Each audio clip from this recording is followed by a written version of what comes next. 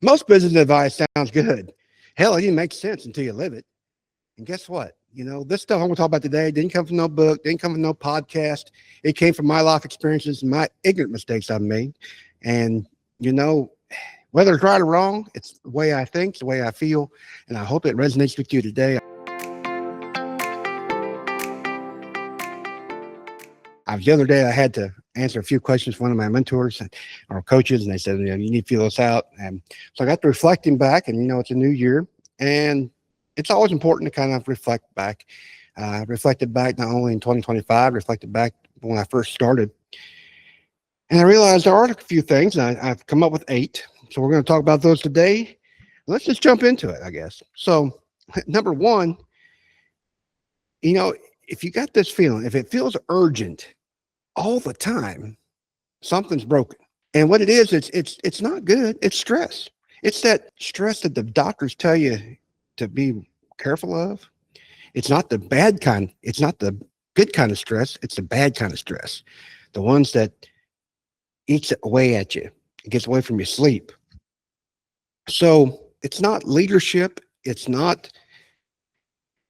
signal, meaning that there's something wrong. You got to identify it. What is it? We don't know. We have to look at it. But most of the time, if something doesn't feel right, it's the systems that need fixed, not you working on it harder. So look at your systems. Number 2, you don't need more discipline. You need fewer decisions. You ever heard of decision fatigue? Once you make your mind up, then make it a rule, make it a procedure, make it a policy, whatever you want to call it. But once it's done, it's done. And once that happens, empower people. Let them make decisions. Now, I'm not saying push off your decisions on other people. What I mean is let them be empowered to know what they can do, what they can't do, and not have to come to you. You know how many times I've heard in my life, I need to ask Chris. Let's see what Chris says. No, Chris ain't got time to answer those questions anymore. Chris needs to give you the power to make those decisions. Know where you're at. Now, and Chris has changed over the years too. Chris doesn't like to micromanage.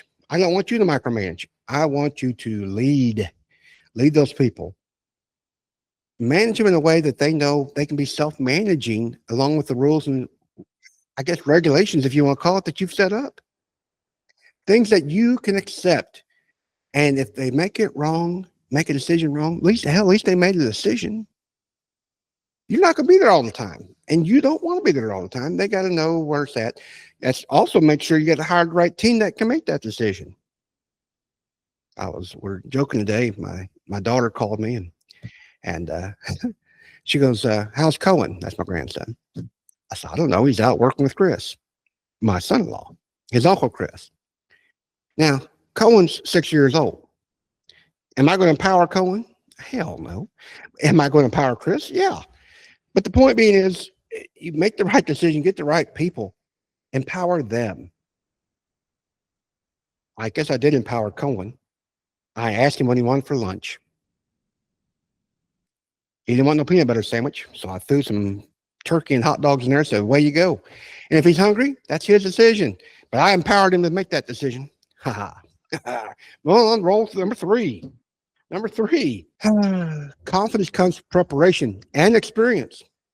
It's not your personality. You might think that confident leaders are just wired differently. They're not wired differently. They have moved forward. They have made a decision. I can remember when I bought my first rental and I was nervous. And it's talk about, you're stretching yourself, but you're going to have nervousness and you're going to have that feeling of insecurity. But I prepared for it. And with the experience today, I could buy a house all day long. And as long as I've done my due diligence, I know it's a good deal. I don't have to worry about it. Are we going to make mistakes? Absolutely. And that's part of due diligence, is that you build that mistake in case it happens. How do you do that? Well, you read books, you watch podcasts, you watch YouTube, but didn't have that stuff back in the day. You ask people who've been there. You kind of figure out where it's at. You ask for help if needed, but you ask to help the people that know what's going on and have the right answers. I love my family, but if I ask them how to buy a house, they're going to say, well, I don't know. You've done it before, ain't you? Like, yeah. The point being is they don't know, so don't ask them. Ask somebody that's been there. Confidence, your confidence is not loud. It's silent and calm. Kind of like that hurricane eye where you're there, you're surrounded by all the stuff, but you're in the middle and you're making those good decisions based on the stuff that the diligence and the preparation that you made. Oh, number four. Most stress is self-created. I remember one time I was in charge of a tractor pull. And for those who know what tractor pull is, it's an event where us rednecks get together with a big old tractor and a big old engine and start pulling weights around. I know that's simplified, but it's a lot of fun if you've ever been there. And I was in charge of it. And one day I couldn't open my mouth. It hurt to open my jaw. Now I got to thinking, my dad, this has been a long time ago, had lockjaw one time. And I thought, oh shit, I got lockjaw. So I went to my mom and dad's, and I said, Mom, I need you to look at me. I said, remember when Dad had lockjaw? Yeah. I said, I think I've got it now. She said, what do you mean? I explained to her. She looked at me, opened my mouth, blah, blah, blah. You don't have lockjaw. So what do you mean? You're stressed. And I looked back, I looked at her, and I thought, oh, hell. I have a tendency to grit my teeth. I don't do it anymore because it hurts. I was causing my own jaw pain. I couldn't open my mouth over a damn tractor pull. Isn't that silly? It's silly to me. It is silly now. But back then, it's like, I come to realize that it just doesn't matter. It's not worth the fact that I can't open my mouth. I can't eat. And boy, I like to eat. So it ain't worth it. It's not a life or death situation. Then you need to accept it and go on. Now, we used to have a saying when I worked in the printing company that when things went bad, it's just a magazine because we print in magazines, and it is just a magazine. Now, I want to say this before I go on to my next rule, is that you need to remember, while it's just a tractor pull, it's just a magazine, it's just a house, you're talking about somebody else's magazine, tractor, or house, their livelihood. So what's not important to you might be important to somebody else. I need to keep that in mind. So don't create stress on yourself. Keep other people in mind and treat others like you want to be treated. But at the end of the day, it's not life or death. And if it is life or death, then deal with it. If not, you got to accept and go on. This next rule, some people call it the 80-20, some people call it 90-10, but the rule is real. And you can play that game any way you want. But the point is that it's either 10% of your clients make you the most money. It's 90% of the clients give you the most problems. It's 10% of your work is not necessary or necessary, and only 90% you're wasting time. You can play this game all day long, but look at the percentages. Figure out what products bring you the most sales, what type of clients are bringing you the most profits, what decisions are you making? Some decisions you're making, you don't need to be making. 90% of them, 80% of them probably are. 80% of the problems, decisions you're making, you don't even like doing. Figure out the stuff you like to do. That 20%. What's the 20% of things I like to do? When it comes to being a leader and a business owner, you do have to make decisions. So define those decisions that have to be made today that's going to make the biggest impact on your life, on your business, on your profits, whatever it is. You don't have to solve all the problems. You just got to solve the right ones. I catch myself sometimes being procrastination. Matter of fact, I was shopping on Amazon the other day, and I was reading these damn. I was reading I had to do something else, but I knew I had to order this part. So I went ahead and ordered the part, but I'm trying to save $4. $4. And I'm reading all the reviews. I love reading reviews. I'm reading reviews and I got to thinking, damn it, Chris, just pick one, because what you're really doing is you don't want to do this next project and you're just trying to waste time. So I went ahead and ordered it, put it in the cart, made it happen, and got started on the thing I didn't want to do. Now, as I grow, that thing I don't like to do, I'm going to turn over to somebody else. That's for sure. But the point being is that identify those things that make a difference, move on with it, find others to do things that you're not good at. So the 20% you're good at, turn that 80% over to somebody else who has 20% of that they like. And as you grow your team, you are constantly evaluating 80/20s and turn those over to other people who are smarter than you are. Oh, let's go on, Chris, to what is that next number? Number 6, I guess. I wrote this way a couple different ways, and I decided this is the best way to put it. As you grow, your role should change. What do I mean by that? Well, early on, you're the doer, then you're the manager, then the leader, and finally you're the designer. But Chris, I don't want to be that. I don't want to be a CEO of my company. Okay, I'm okay with that. Not everybody's made to be a CEO, but if you're going to be a business leader, you got to be an owner. You need to be smarter than the average bear, meaning that you got to get people out there to be hired. Hire that team.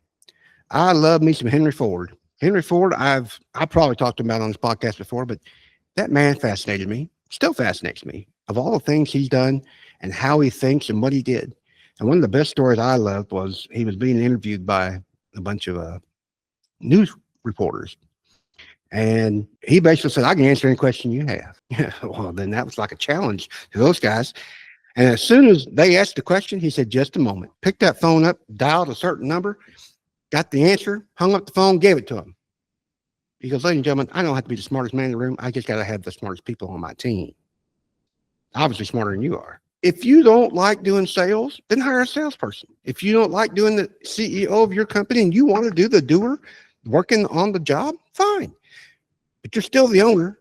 That means you got to be responsible for the people on your team and make sure they're A players all day long. Why? Because when you're talking to those people, and I've learned this lesson myself, they don't understand what you're thinking. You need people that you can talk to who understand and give you reflection back. Not a yes man, I don't want a pessimist either. But by God, I want somebody with the conviction that they're right till I prove them wrong. And vice versa. I want them to prove me wrong or change my mind on the way they think. Number 7, information is useless without a decision. You ever know those people who can't make a decision? Drives me nuts. And maybe that's how I am. I had a guy, I won't even go with names, but had analysis paralysis. Oh, were me slick. And they study. Now, I can say that I'm kind of like being called the bull in the China closet too, because I will jump in with both feet, make it happen. And if something comes up, I'll deal with it when I get there. Now that's how I feel because I'm getting there. I'm moving. But there's times if you move too fast, you're going to spin your wheels. So you got to move slow. If you're it's been raining here a little bit. We were out the other night, riding in the side by side, and we had to lock in 4-wheel drive. Give it too much gas, you just sit there and spin. But if you let her crawl, get that traction. That's what you really need is traction to get anywhere. Sometimes you got to start slow. But once you have that traction, then you can speed up. But make a decision, and you got to move. Progress didn't actually go faster when I learned more. And actually learned it moved faster when I started. And that's what I want you to do. Get started. Just get started. That one person I was telling you about, he said one time, you manipulate me. Well, I didn't argue with him. And manipulation, some people perceive as a bad thing. No, it's not manipulation. It is encouraging you and showing you ways to move forward that needs to happen. It's in your best interest, in my opinion. But if you feel like you're being manipulated, then if you don't agree, then okay, don't agree. But talk to somebody about it. But sitting still don't get you nowhere either. Oh, one more here, and we're ready to go. Number 8, a good business makes for a better life. Just doesn't make you busier. If your growth costs you your health, your peace, your family, or even your sleep, it's not success. It's not. It's not worth it. It's not your goal to impress other people. Time changes over, and I was going to say friends earlier, cost you your friends. And I got to reflecting on that. If time changes how we interact with our friends, but if you're your friends, they're going to understand their priorities change too. Your priorities change. But I got friends I can call up right now and just like turn on a conversation like we've seen each other yesterday. But if your friends leave you because of choices you made about your business or whatever it is, then maybe they weren't your friends to begin with. I have a few of those too. That happens and it hurts, but that's okay. Your real friends are there. I have better peace now. I don't lose sleep at night. I am a lot healthier than I used to be. And my family is my closest thing. I guess I should say my faith as well, because everything is between us, me and God. And as long as that's all good and your business makes it better and you're able to take those funds and help other people, that's wonderful. Finally, in my reflection the other day, I decided the rules didn't change everything overnight. It took time. It's taken over 20 years of, well, I'm 55. I guess it's taken 55 years of experience, but especially in business, though, since it's been over 26 years, I guess. And even 19 years before that, or not 19, excuse me, another 12 years before that, just in the corporate world, I've learned things like that. So you don't need all 8 of these. Maybe just a few would change your life and how you decide what you want to do. That being said, you're usually the one that matters the most. It's up to you to make changes in your life. Reflect back. What are the rules that you want to? Put them in the comments below if you want. Tell me a rule that's made a change that we didn't bring up today. And as always, if you like what you've heard today, I sure appreciate a like, a thumbs up. That makes a difference on YouTube and Facebook here. Subscribe. That also is a wonderful thing to do. It's free to you, free to me, and everybody wins. If you like my channel, I sure appreciate it. Share it with others if you can. This is Chris G, Hard Hat the CEO. God be with you till we meet again. Bye-bye.